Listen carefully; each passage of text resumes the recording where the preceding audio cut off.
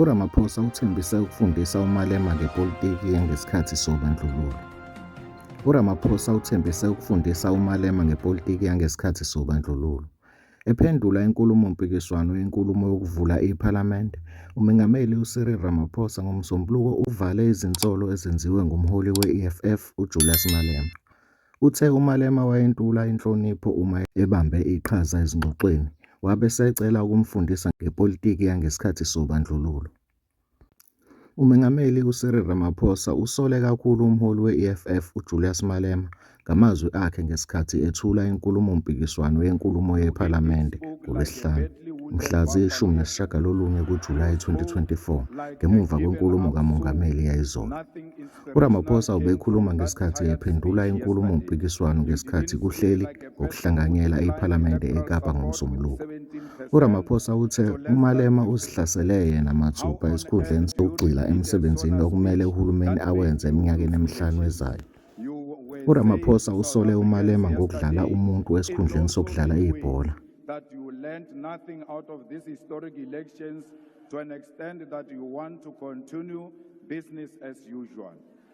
What is important in building this country is to play the Waphinde ball of wagqamisa ukuthi development. umholi You wamabhayireti spend a lot of abo time waze talking wadedela about uyise how the ngesikhathi National Union of Mine kunenkulumo-mpikiswano Workers was edlule. formed. Ube esecela umhlangano noMalema ukuze kudingidwe ipolitiki yangesikhathi sobandlululo. uRamaphosa ukholelwa ukuthi iyamdida uMalema. Ubonakala usebumnyameni. Ngizobe ngikwenza lokhu noma nini lapho usukuma ukhuluma nathi. Kuzoba ngokuthile ukusinika isiqondiso.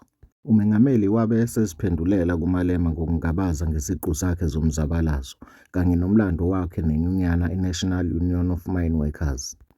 uRamaphosa ubalule abantu abafana noGwede Mantashe noMondli Gungubele njengabantu abangaqinisekisa umsebenzi wakhe enhlanganweni yabasebenzi. UMengameli uhlonishwa kakhulu ngokusungulwa kweNUM futhi wayengunobhala jikelele wokuqala wenyunyana. NgoLwesihlanu ngesikhathi kuqhubeka inkulumo-mpikiswano, uMalema usole uMengameli ngokuba umhlanganyeli wobandlululo. Ugxeke uhulumeni wobumbano kuzwelonke, i-GNU, wathi yize kuwumqondo we-ANC, kodwa i-DA ibambe izintambo kumadlilandawonye abe yingxenye yalesi sivumelwano. Sikhule sitshelwa ukuthi abanye benu babambisene. Kuthiwa kule ndlu wena ngokwakho wabhalela amaphoyisa obandlululo incwadi. Usola ozakwabo ngokutshala imibono yamakhomanisi ekhanda lakho. Sanqaba ukuyikholelwa leyo ndaba.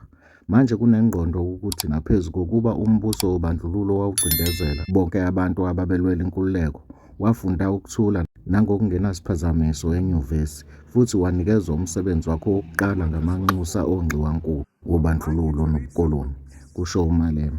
uRamaphosa uphinde waqinisekisa uMalema ngeqhaza leNingizimu Afrika ezwenikazi nasemhlabeni jikelele, njengoba ebalula i-African Continental Free Trade Area, kanye nezinye izinsiza zokudidiyela umnotho wezwekazi i-Afrika. Njengoba uNgqongqoshe uTau eshilo, i-African Continental Free Trade Area iwuhlelo olushintsha umdlalo ukuze kuthuthukiswe enye yezimakethe zabathengi ezikhula ngokushesha emhlabeni.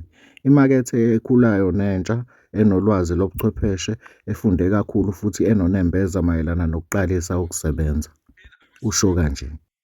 uRamaphosa ubalule ukuzibophezela kwezwe, ekuthuliseni izibhamu ezwenikazi kanye nasekubambeni iqhaza ekulweni nokugcina ukuthula e-Afrika.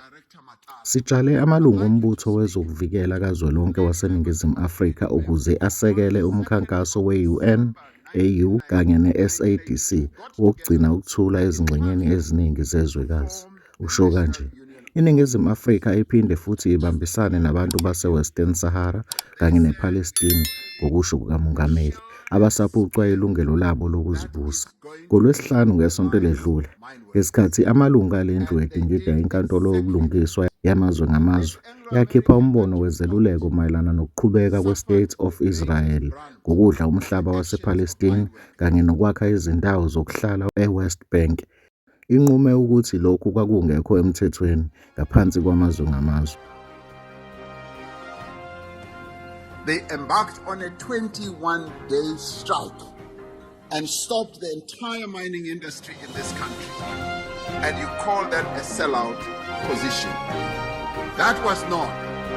Speak to Mondli Gungubele, who was a member of the NUL. Speak to many others